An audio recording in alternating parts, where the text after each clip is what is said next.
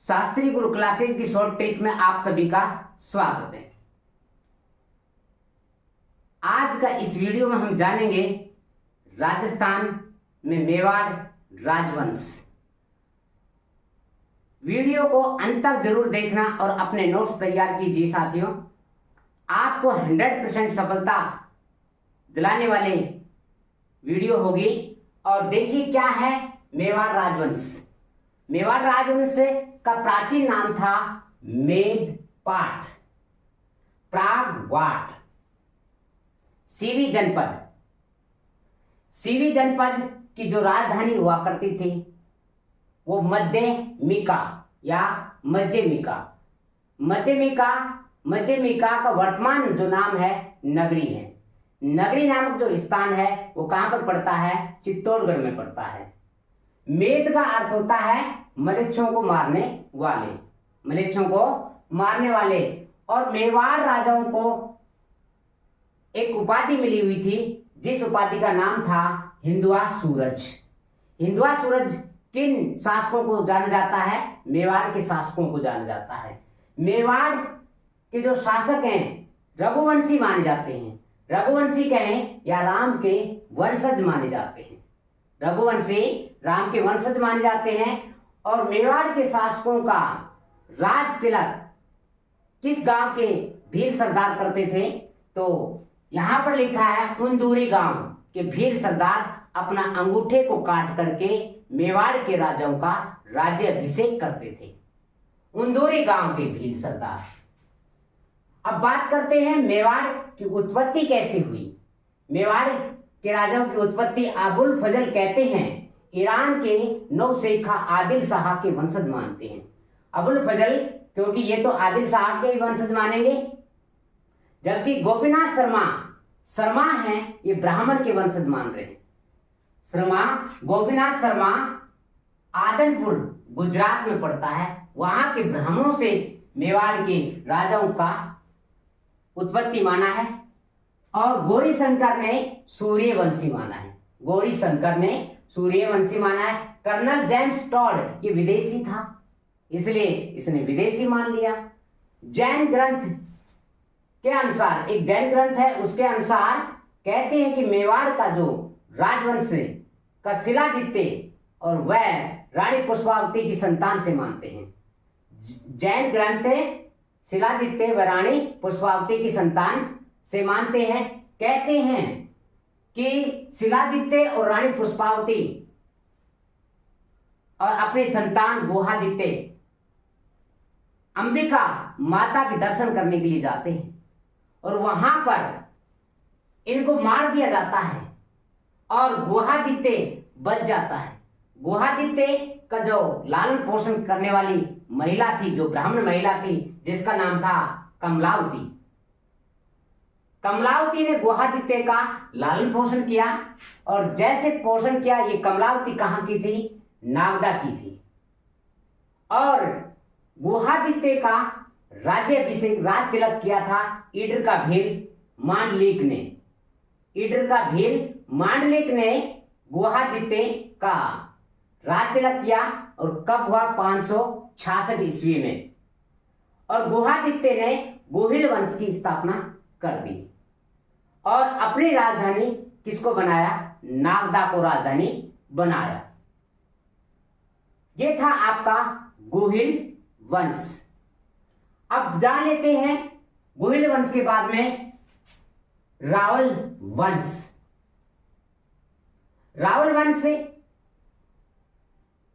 और गोहिल वंश, इनके जो ये कहें कि मेवाड़ के राजवंश के कुलदेव एकलिंग जी माने जाते हैं। मेवाड़ के राजवंश के कुलदेव कौन है? एकलिंग जी। और कुलदेवी कालिका माता या बाण माता को माना जाता है। बाणो उदय सीसो यानी कि उदयपुर के सिसोदिया वंश की जो कुलदेवी है वो कौन सी है? बाण माता है। और मेवाड़ के राजवंश का जो राज्य चिन्ह है, एक तरफ तो राणा की फोटो और दूसरी तरफ पूंजा भील का ये झंडा जो इनका राज्य चिन्ह है। और ध्येय वाक्य क्या है? मेवाड़ वंश का जो दृढ़ राखे धर्म को ताई राखे करतार। जो दृढ़ राखे धर्म को ताई राखे करतार, ये क्या है? मेवाड़ राजवंश का ध्येय वाक्य है। अब बात करते हैं रावल वंश। गोहिल वंश के बाद में रावल वंश आता है। रावल वंश के संस्थापक माने जाते हैं बप्पा रावल। बप्पा रावल का वास्तविक नाम था काल भोज। काल भोज को चार्ल्स मार्टल के साथ में तुलना की गई है। काल भोज की जो तुलना किसके साथ में की गई है? चार्ल्स मार्टल के साथ में तुलना की गई है। कहते हैं कि बप्पा रावल ने मानमोरी के शासक था, मानमोरी के शासक से चित्तौड़गढ़ का दुर्ग को छुड़वाया था और हारित नामक साधु के आशीर्वाद से, हारित नामक साधु के आशीर्वाद से मानमोरी के शासक से बप्पा रावल ने चित्तौड़गढ़ के दुर्ग को छुड़वा लिया। बप्पा रावल की जो समाधि है वो नागदा में है। बप्पा रावल ने भी अपनी राजधानी किसको बनाई? नागदा को। बप्पा रावल ने रावलपिंडी नामक स्थान को बसाया, शहर को बसाया, जो पाकिस्तान में है वर्तमान में। और बप्पा रावल ने ही सर्वप्रथम सोने के सिक्के चलाए थे। बप्पा रावल ने एकलिंग जी का जो मंदिर का निर्माण करवाया, जो कैलाशपुरी उदयपुर में है। एकलिंग जी के मंदिर का जो निर्माण करवाने के बाद में यहाँ मेला भरता है, जो कब भरता है? फाल्गुन कृष्ण तृतीया को, फाल्गुन कृष्ण तृतीया को, जिसको हम शिवरात्रि कहते हैं। शिवरात्रि का जो मेला लगता है फाल्गुन कृष्ण तृतीया को लगता है एकलिंग जी का मेला। जो एकलिंग जी का जो मंदिर है वो पाशुपत या लकुलिश संप्रदाय का एकमात्र स्थल है। पाशुपत लकुलिश संप्रदाय का एकमात्र स्थल कौन सा है? एकलिंग जी का जो शैव संप्रदाय का सबसे प्राचीन संप्रदाय है, जो पाशुपत, देख शैव संप्रदाय था, शैव संप्रदाय से ही क्या निकला? पाशुपत या लकुलिश संप्रदाय, उसका सबसे प्राचीन संप्रदाय है। और लकुलिश संप्रदाय के प्रवर्तक कौन माने जाते हैं? लकुलिश माने जाते हैं। कौन माने जाते हैं? लकुलिश माने जाते हैं। अब बात करते हैं कि बप्पा रावल के बाद में रावल वंश की स्थापना हो जाती है। उसके बाद में कौन आते हैं? भरत भट्ट सेकंड आता है। फिर अल्लट आता है, शक्ति कुमार या करण सिंह कहें या रण सिंह कहें, करण सिंह कहें या रण सिंह कहें। फिर उसके बाद में छेम सिंह आते हैं। छेम सिंह के बाद में सावन सिंह आते हैं, मंथन सिंह आता है, पदम सिंह आता है, जैतर सिंह आता है, और तेज सिंह आता है, समर सिंह आता है, और रतन सिंह आता है। और रतन सिंह के साथ ही सबसे अंतिम जो शासक था रावल वंश का, वो कौन था? रतन सिंह था। अब जो हमने रेड पेन से गोला लगा रखा है उनको ही पढ़ेंगे। कुछ एक राजा आए चले गए, आए चले गए, उनका इतिहास मालूम नहीं होता। तो यहां पर बात करते हैं, अल्लट की बात करते हैं। अल्लट जो राजा था, प्रथम विदेशी शादी करने वाला, प्रथम विदेशी शादी करने वाला कौन था? अल्लट था। किसके साथ में की थी? हूण राजकुमारी हरिया देवी के साथ में की थी। हूण राजकुमारी हरिया देवी के साथ। और अल्लट ने ही दूसरी राजधानी बनाई अपने आहार को। लेकिन इससे पहले, अल्लट से पहले जो मेवाड़ की जो राजधानी नागदा रही, क्या रही? नागदा। और ऐ फॉर अल्लट, ऐ फॉर आहार, आहार को राजधानी बनाने वाले कौन थे? अल्लट थे। अल्लट ने ही बड़ा मंदिर को पूरा करवाया और अल्लट ने ही नौकरशाही प्रथा की शुरुआत की थी। नौकरशाही, सर्वप्रथम नौकरशाही प्रथा की शुरुआत किसने की थी? अल्लट ने ही की थी। अब अल्लट के बाद में हम बात करते हैं रण सिंह या करण सिंह। रण सिंह के पुत्र होते हैं, एक तो छेम सिंह और एक होता है राहप। राहप। छेम सिंह ने रावल शाखा की स्थापना की और जबकि राहप ने सिसोदिया की जागीरदारी मिली और इसने राणा शाखा चलाए। राणा शाखा चलाने वाले कौन थे? राहप। कौन थे? राहप थे। और जबकि रावल शाखा चलाने वाले कौन थे? छेम सिंह थे। छेम सिंह ये किसके पुत्र थे? रण सिंह के पुत्र थे, या जो कहें हम करण सिंह के पुत्र थे, राहप और छेम सिंह। छेम सिंह के बाद में बात करते हैं हम जैतर सिंह। जैतर सिंह 13 से लेकर के 1253 ईस्वी में रहा। जैतर सिंह के समय में इल्तुतमिश ने मेवाड़ पर आक्रमण किया। और कब किया? 1229 ईस्वी में किया। जैतर सिंह के समय में इल्तुतमिश ने मेवाड़ पर आक्रमण किया 1229 में और नागदा आहार को नष्ट कर दिया। इल्तुतमिश ने नागदा और आहार को नष्ट कर दिया। तो जैतर सिंह ने क्या किया? चित्तौड़गढ़ को अपनी राजधानी बना ली। चित्तौड़गढ़ को राजधानी बनाने के बाद में यहाँ एक शासक थे जलालुद्दीन, उसको शरण देता है। किसको? जलालुद्दीन को शरण देता है जैतर सिंह। अब जैतर सिंह शरण देने के बाद में अब इसके बाद में आते हैं तेज सिंह। तेज सिंह के समय में मेवाड़ चित्र शैली की शुरुआत हुई। मेवाड़ चित्र शैली की शुरुआत किसके समय हुई? तेज सिंह के समय में। और राजस्थान की सबसे प्राचीन चित्र शैली कहाँ की है? मेवाड़ की है। मेवाड़ की जो चित्र शैली है जो राजस्थान की सबसे प्राचीन है। मेवाड़ चित्र शैली का प्रथम ग्रंथ श्रावक प्रतिक्रमण सूत्र चूर्णी है। मेवाड़ चित्र शैली का प्रथम ग्रंथ जो 1260 में प्राप्त होता है उसका नाम है श्रावक प्रतिक्रमण सूत्र चूर्णी। श्रावक प्रतिक्रमण सूत्र चूर्णी के जो लेखक हैं कमलचंद्र हैं। कमलचंद्र के द्वारा ये ग्रंथ लिखा गया। अब तेज सिंह के बाद में आते हैं रतन सिंह। रतन सिंह रावल वंश के अंतिम शासक हैं। 1301 से लेकर के 1303 तक रहता है। आक्रमण रतन सिंह के समय में आक्रमण हुआ। अलाउद्दीन खिलजी ने आक्रमण किया 28 जनवरी 1303 में। 28 जनवरी 1303 में कहते हैं कि अलाउद्दीन खिलजी 8 महीने तक लगभग चित्तौड़गढ़ के किले को घेरा रखा और घेरने के कारण से यहाँ की जो जनता रह रही थी 8 महीने तक किले के अंदर बंद रही। बंद रहने के बाद में यहाँ पहला साका हुआ 1303 में। 1303 में साका हुआ और जैसे ही साका होता है इस साके में कौन कौन मौजूद थे? तो यहां पर अमीर खुसरो और गौरा बादल जो पद्मावती के चाचा भतीजे थे। अमीर खुसरो अलाउद्दीन खिलजी की ओर से था। पद्मावती कौन थी? रतन सिंह की पत्नी का नाम क्या था? पद्मावती था, जो सिंगल द्वीप श्रीलंका की रहने वाली थी। चंपावती जिनकी माता का नाम था और गोवर्धन जिनके पिता का नाम था। रानी पद्मावती सिंगल द्वीप श्रीलंका की रहने वाली और इनकी माता का नाम चंपावती और पिता का नाम गोवर्धन था।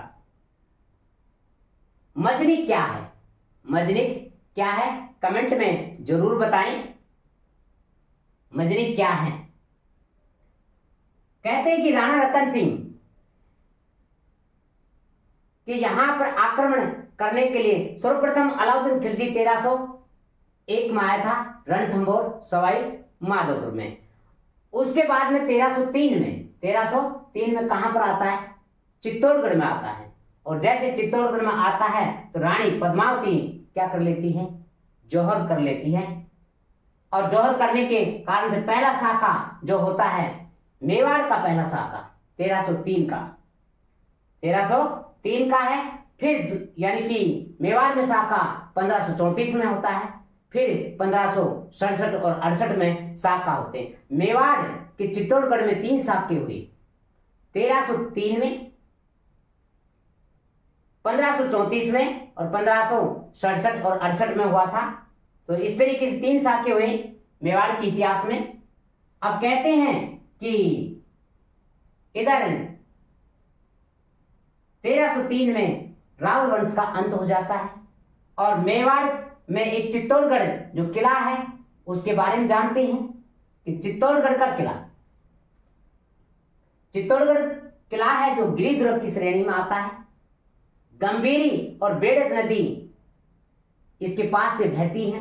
गंभीरी और बेड़ज नदी चित्रकूट पहाड़ी पर बना हुआ है। ये किस पहाड़ी पर बना हुआ है? चित्तौड़गढ़ दुर्ग चित्रकूट पहाड़ी पर बना हुआ है और मेसा पठार है, मेसा का पठार। कहते हैं कि निर्माण करवाया था चित्रांगद मौर्य ने, चित्रांगद मौर्य ने। एक रचना है जिसका नाम है कुमारपाल संभव, कुमारपाल संभव के अनुसार चित्तौड़गढ़ की किला का दुर्ग का निर्माण करवाया था चित्रांग ने करवाया था। यह राजस्थान का पहला लिविंग फोर्ट है।